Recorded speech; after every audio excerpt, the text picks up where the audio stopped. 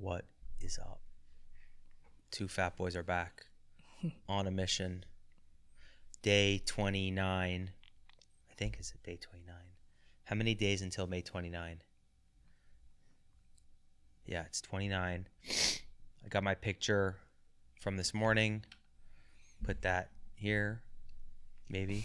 Hopefully we can do that. Yeah. So I clocked in at 207.2. We're actually 2 days behind. We should have done this on Monday, but today's Wednesday because we had really busy schedules the last few days. So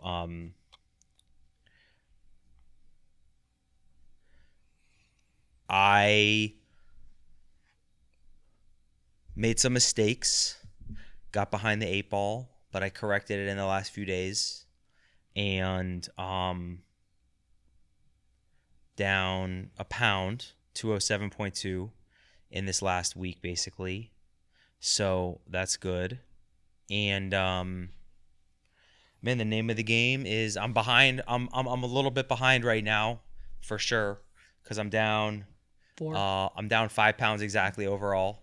Okay. And we're basically a third of the way through, so I should be down 6 pounds. So I'm a teeny bit behind, not much. Just like a really good 5 straight days, and I probably will be right back on track. Yeah. What about what's your status situation?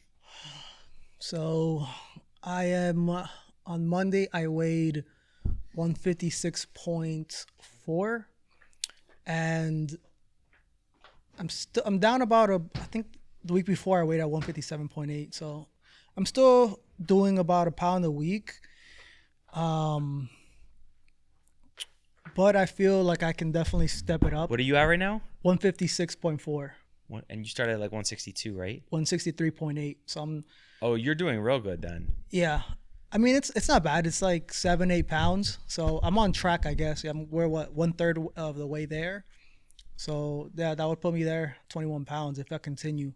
But I feel like it's gonna become more difficult the longer we're in it. So the beginning it's a little bit easier, and then as you lose more weight, the first 10 pounds are they're gonna come off a lot easier than the second 10 pounds. yeah, so I definitely think I can focus more on steps. I actually got the walking pad. Oh, So, nice! yeah. I got my second one too. Yeah, so the walking pad I have there now, picked it up, so it's set there, so I can't have any like lazy reasons now. It's like right next to my bed, so it's perfect. Have you started using it? Yeah. So I started this week using it actually. It makes a huge difference, right? Yeah, it makes big difference, because even though I have a gym downstairs, it's still like, oh, gotta get to the elevator, gotta walk downstairs. For like the key, like we talked about, like if you take a phone call Yeah. and you know it's gonna be like a 20-minute phone call, that's like if you have it there next to you, you'll walk for 20 minutes. No, plus like since I've watched so much videos on like content creation and stuff that we're working on, I'm always either on my bed or on the couch just watching videos. But if I have that walking pad, I'm like, all right, let me get up, just walk 30 minutes, watch this video here, sit back down, and then do the whole thing over and over like a loop. So that'll definitely increase my step count a lot. When I used to get 15, 20,000 steps, that's what it was. It was when I was working mostly from home, but I would get up, I'll do like intervals of like, okay, 30 minutes every 2 hours. And then my 8-hour shift, I would have walked so much extra steps just because the walking pad was available to me. So it makes a big difference. So I incorporated that just a couple of days ago, but I think that'll be a big difference on the next 2 months. Plus, like now I have kind of my body's used to getting back into the gym, being sore. My sleep has gotten a lot better. I'm on a good schedule when it comes to that. You're injury free now? Yeah, injury free. Neck's not messed up? No. What I did this week also was, or last week as well, was even though it's extremely uncomfortable for myself, is sleeping just on my back. I just kind of had to get used to that because I had You've been trying to do that? Yeah, because like I had, the first 2 weeks, I had pain in my neck, and it was affecting me somewhat on certain exercises, and I didn't want to have that as an excuse going forward. So it was a little uncomfortable this week to sleep in the beginning, but honestly, I've been kind of, since I've been forcing myself to wake up at 8, I've been sleeping real early, 9, 10, 11. The only bad thing I would say was the other day, I fall asleep like at 7 p.m. and I should have just stayed up until 10 because when I slept at 7, I woke up like at 1 in the morning, 2 in the morning, and it cost me a little bit to go back to sleep. So I think I should Uh, maybe not take so much like midday naps or like late evening naps. yeah, I'm not a big fan. I mean, every once in a while, like a little nap, I think is fine, but like you don't want to fall asleep at 7. I mean, Yeah. if I fell asleep at 7, I probably would just sleep the whole night through. I don't think I would wake up at 1 in the morning, but that's just me. I guess everybody's different. Yeah, no, I woke up. It was because I've been drinking water. So normally I stop drinking water like at, I'll take 5 or 6 p.m. And when I closed my eyes, it was around 7:30, and I had just drunk like chugged a big, like a 16-ounce water. So that's the main reason why I woke up, just to go to the bathroom. If it wasn't for that, I would have probably just slept until the my alarm clock. Yeah. That's yeah, sleep is everything. So the steps is having the stepper. I have two, which is perfect. I have one there in the office, and then I have one in my home office. So Yeah. I already used my one in my home office today, just 20 minutes. But just 20 minutes. I did 20 minutes when I was on the phone right after I had my lunch, which is like perfect time to do for digestion. Yeah. Um, if you add that up over the course of a week, and usually I'm gonna probably sneak in another one. Now that you get in the habit Hmm. of it, like I'll sneak another 10-minute one, 15-minute one in. Now you're talking 45 minutes a day, 7 days a week. That really, really adds up. I noticed this week, and my pants now I can wear something besides like some sweatpants. Even though I'm wearing sweatpants today, yesterday I wore some regular shorts and some jeans when I was around my mom's. So that's a big difference that I'm noticing now. But I'm about to. I know we're 4 weeks in basically. I'm gonna step it up now with the walking because of the walking pad, and also I feel like I can put a little bit more of a intensity in the lifting approach in the gym because I feel pretty good. I don't have that neck problem this week, so I'm gonna try to like really push myself in the gym when it comes to weights. And yeah, that combined with the walking, it should make a big difference coming into next week. You know, when you were talking about the like your clothes fitting you and stuff, I think that something that always would get me kind of like in my prior journeys, which like everybody that's on like fitness transformations and trying to get better, they're always looking for like ways to, actually be more successful the next effort. Or a lot of people I feel like they've had like small, like, oh, I lost 10 pounds, I look Hmm. great, whatever, but they never really got anywhere near their goals. Yeah.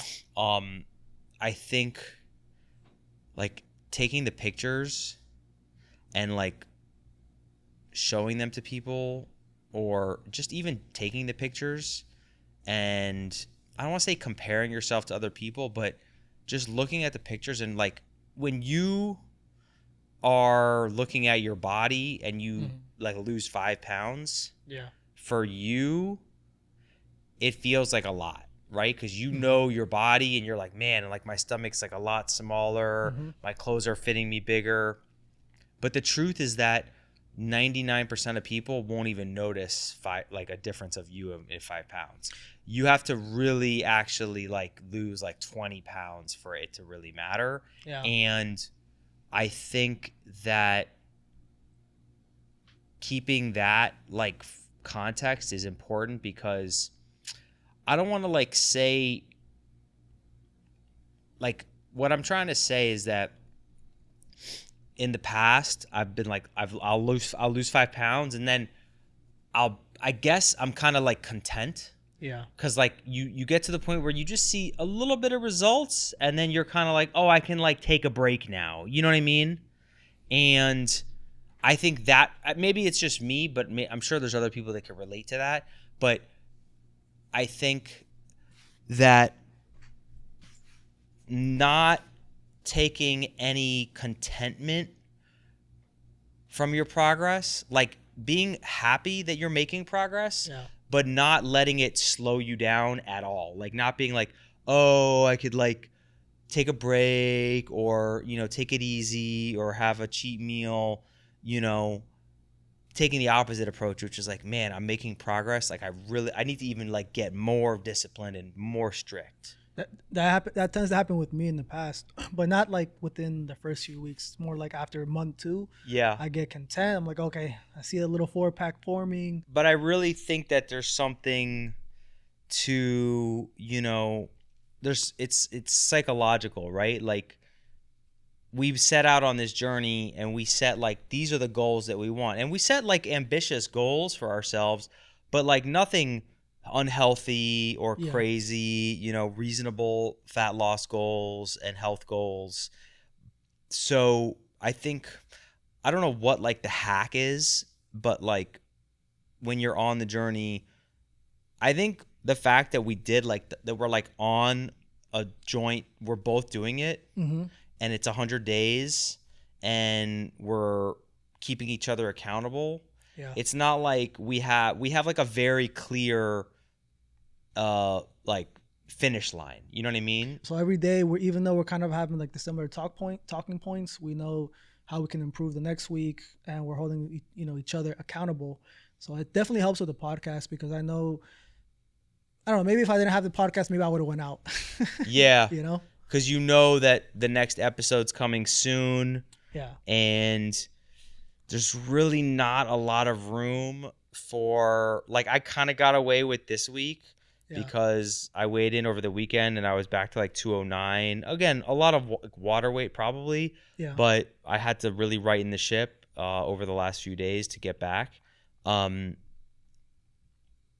But yeah, like having having a partner and the accountability is helpful. I think Mhm. that someone that's on the journey with you, and It's kind of like maybe not necessarily the same thing as having a trainer, but when you have a trainer, it's like, okay, I have to be accountable. I'm going to see him every week, so I have to make sure like I'm on my macros. So it's kind of like in that sense as well with us. I think well, a trainer can only like push you in the gym, right? Like, Yeah.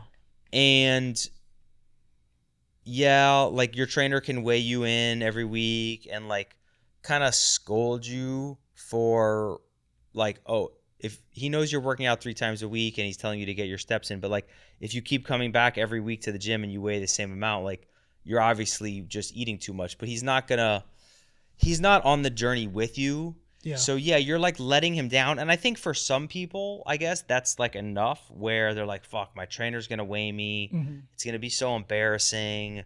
I committed to this thing and now, I'm not making the progress, blah, blah, blah.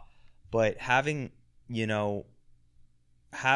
a partner that's also going through it, I think for me is helping a lot.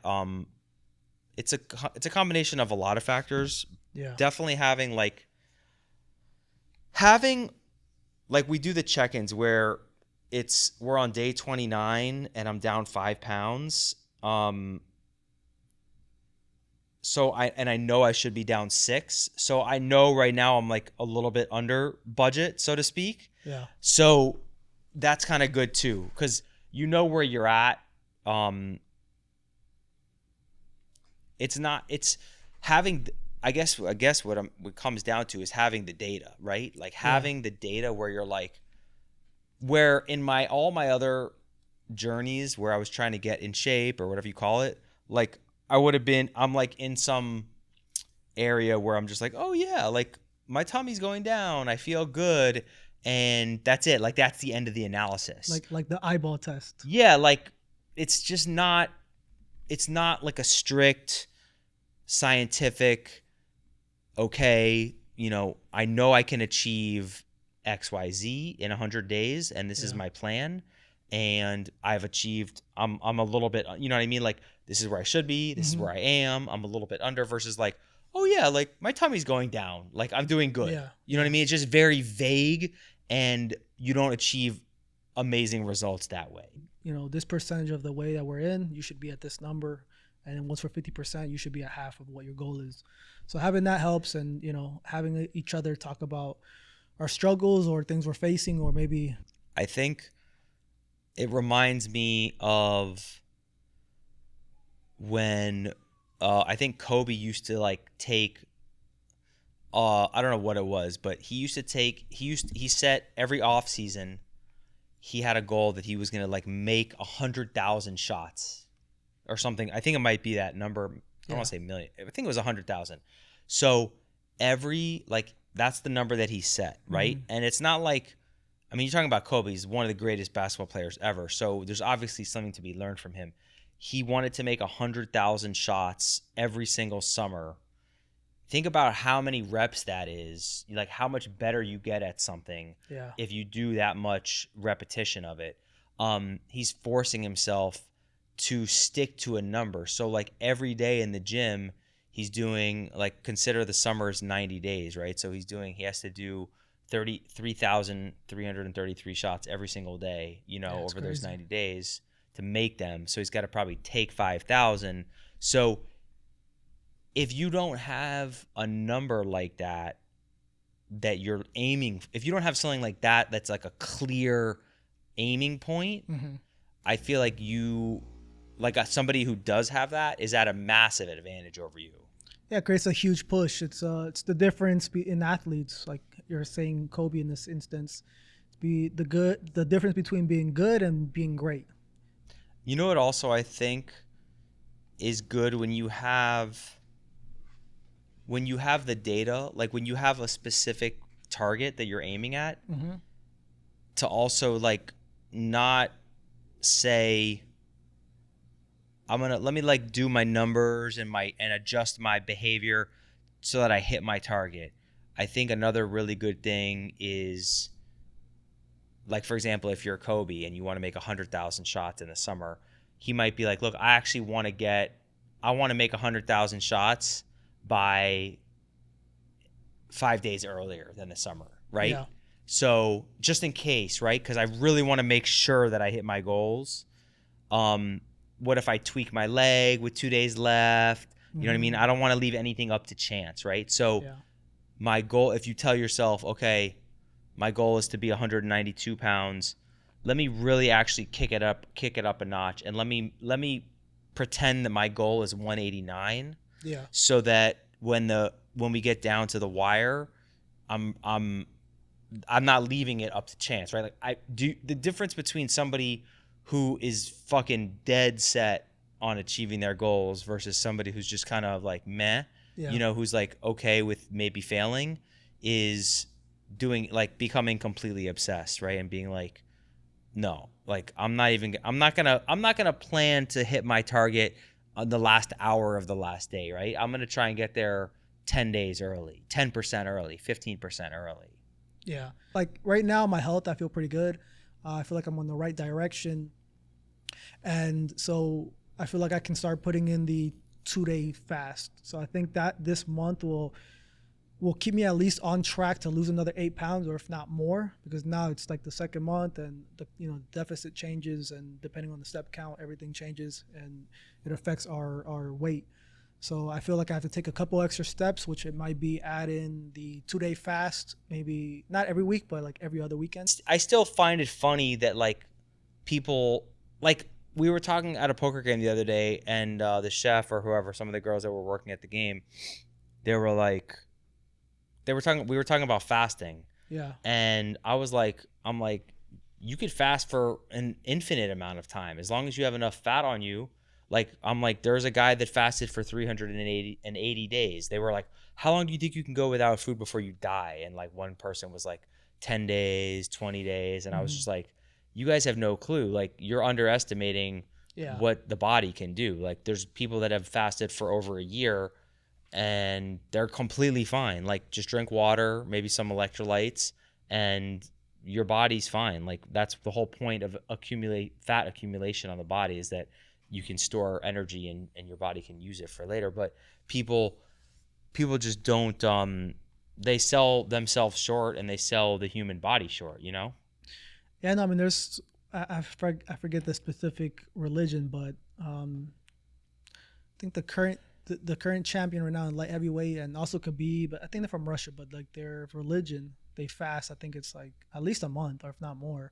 And Ramadan, is it? Yeah, that. Yeah, but for Ramadan they don't do fasting. They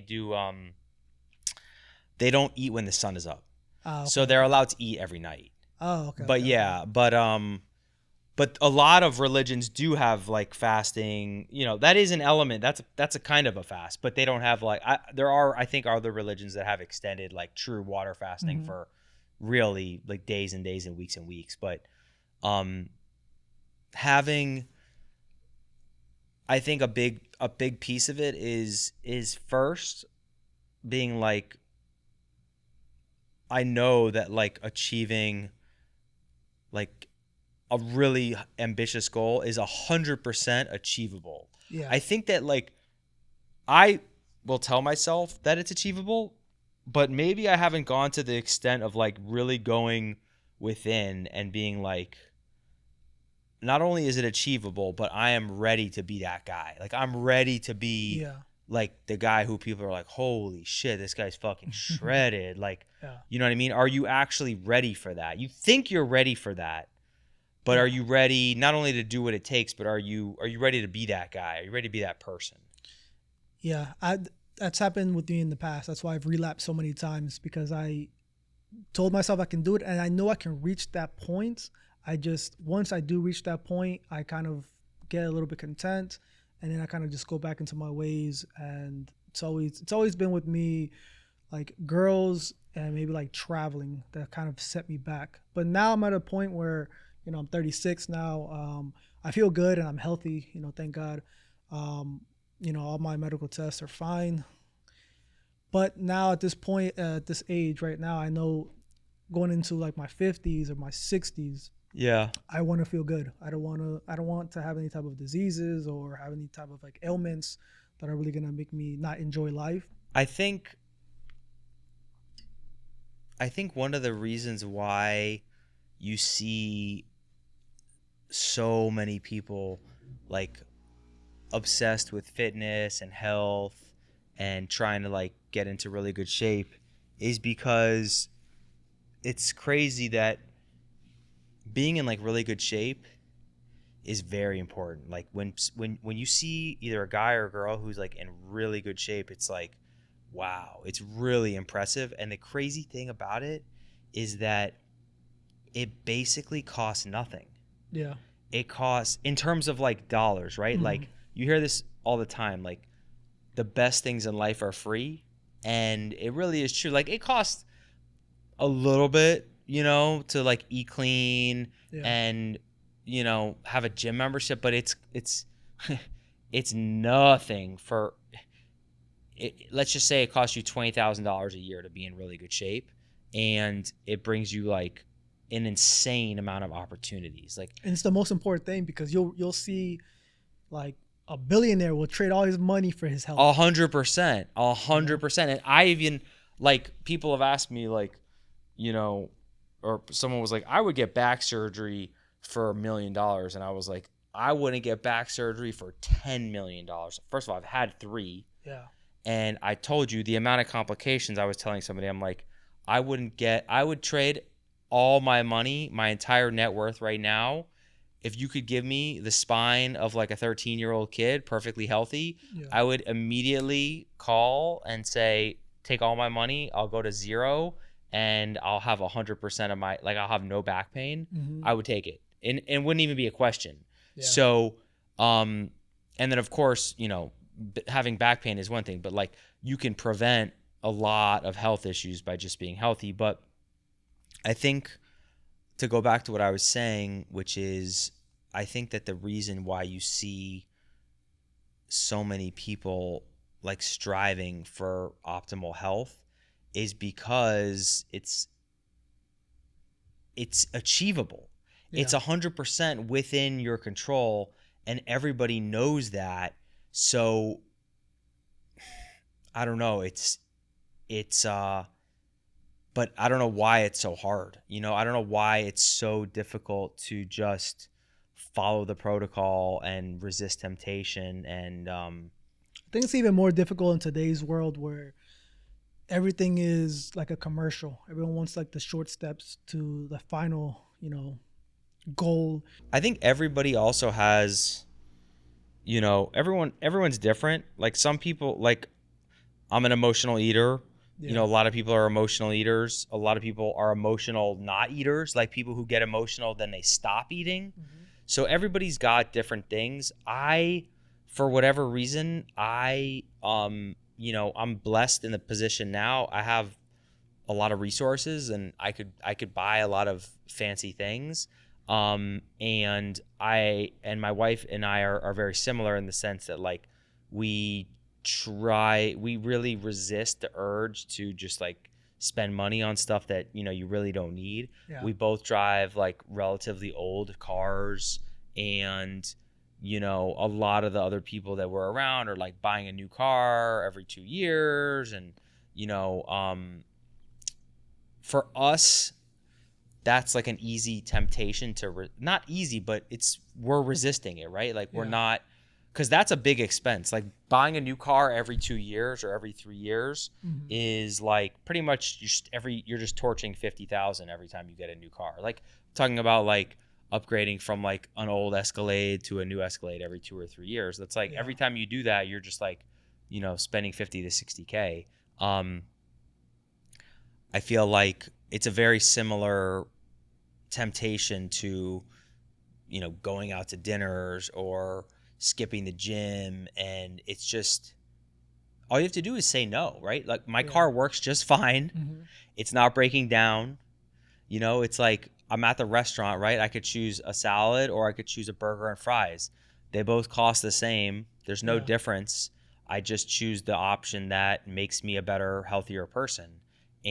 Or one, I choose the option that just keeps more money in the bank and gives me more financial freedom. Yeah. Um, so, you know, but man, it's like it's the people who are paycheck to paycheck and they just can't resist buying another pair of Louis Vuitton shoes or buying that new car or buying lottery scratch off tickets. Is the same thing, like another fat obese person who just Yeah.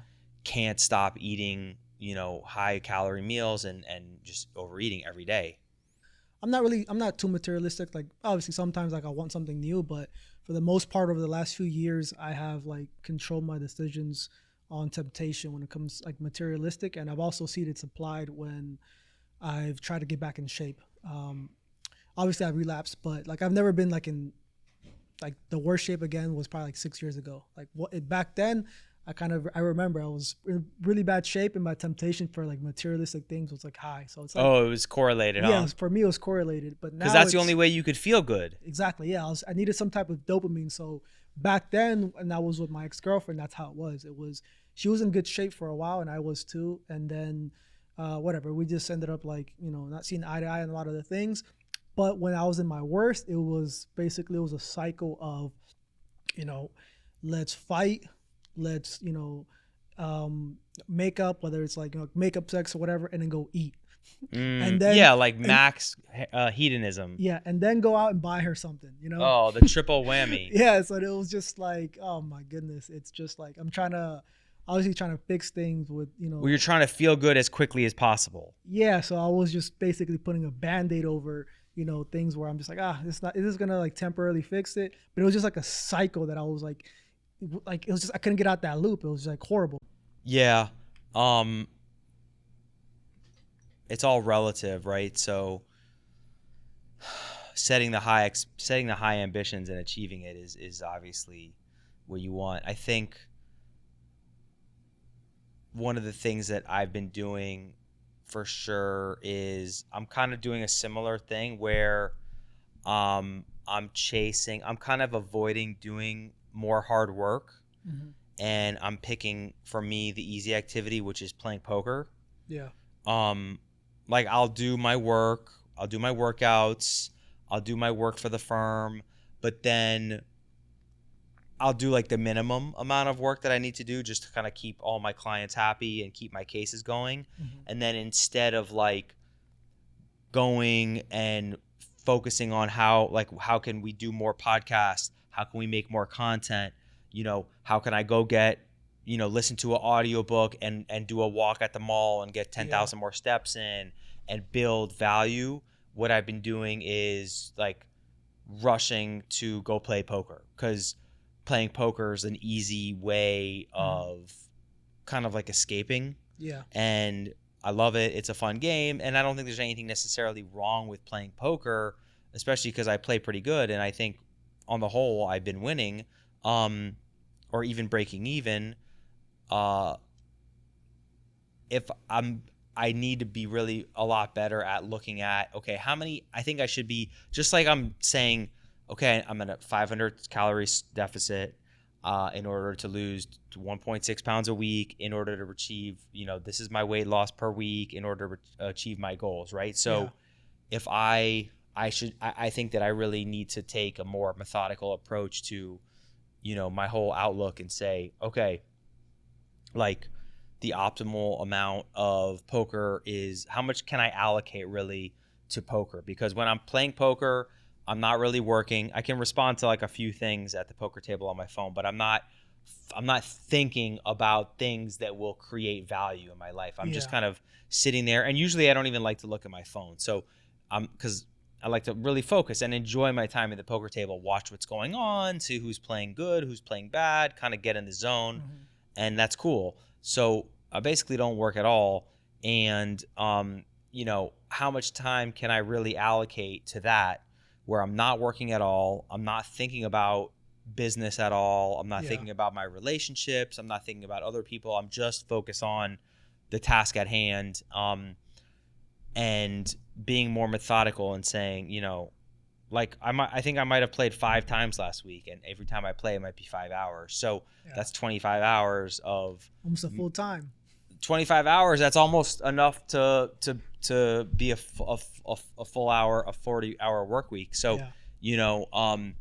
that's probably too much, right? So I need to look and say, okay, how much am I allocating to this? Because it's taking away from my steps, it's taking away from my work, it's taking away from, reading books, it's taking away from a lot of things. Do you feel that maybe, like, not knowingly, but like coming up, for instance, going into like summer, you're going on vacation, you think maybe you're like, oh, I'm not gonna, because when you're on vacation, you're most likely not gonna have as much time to play poker, right? Yeah.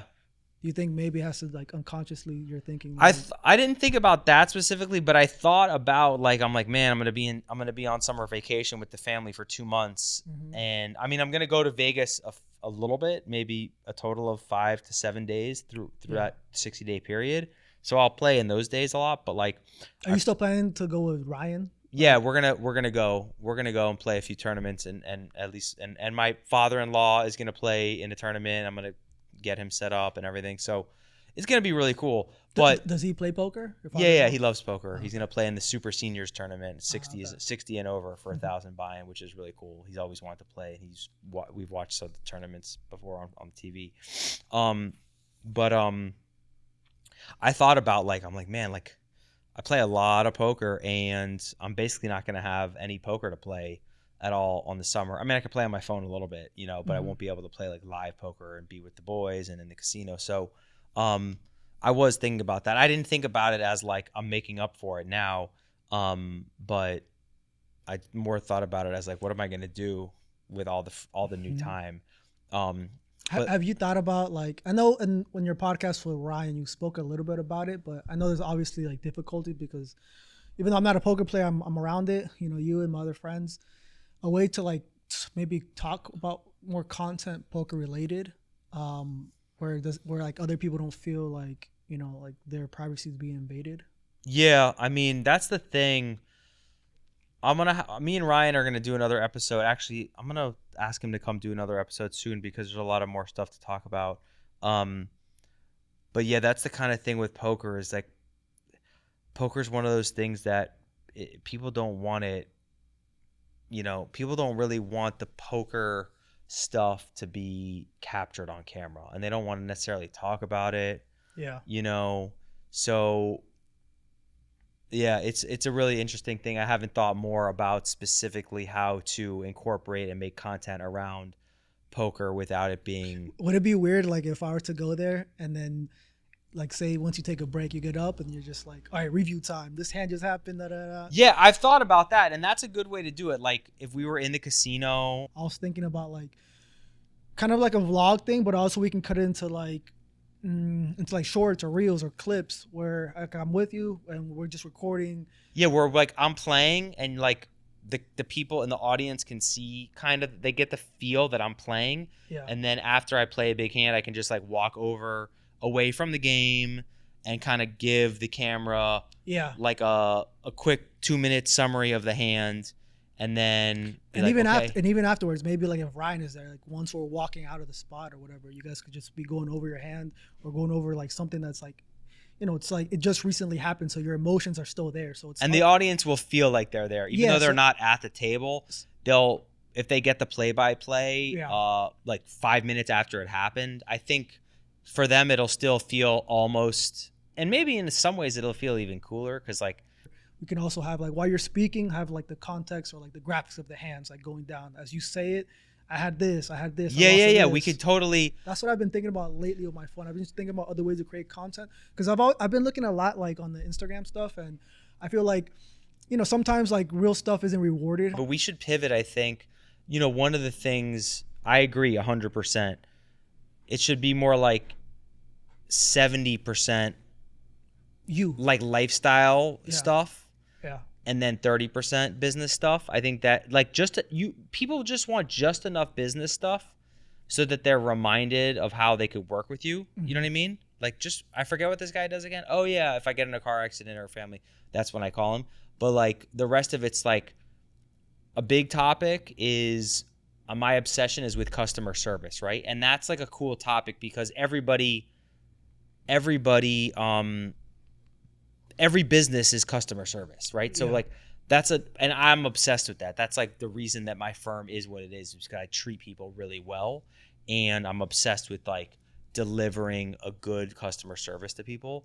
And I could talk about that until the cows come home, and I think that everybody like that's like an interesting topic. Yeah. Everyone needs to learn how to be better at customer service. You know what I mean? So like that's just something that popped into my head.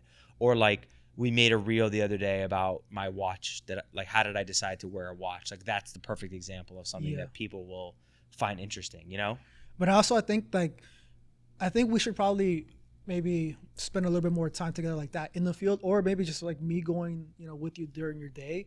In the car too. Like you can ask me a question in the car. I think people like the videos in the car. Yeah, the car did well. That one, the car, and then the one where I had posted like Bitcoin or whatever. And since we're into crypto, we could talk about crypto. That was in the car, right? Yeah, that was in the car. Yeah, that was as in the well. car too. Yeah, so, but I know that thumbnail with the Bitcoins, and that one did pretty well. Yeah, that was pretty good too. Yeah, so we kind of got off topic, but I'm gonna my takeaway is for this week is I'm really going to be more conscious of my poker playing time. Like if I can cut it in half. Like I don't know if I was spending 25, but if I could do like 12, 2 sessions of 6 hours is probably like perfect. Yeah. Because I need to play. Like that's my biggest. I don't golf anymore. My only socialization is poker. So it's like my only thing that I do.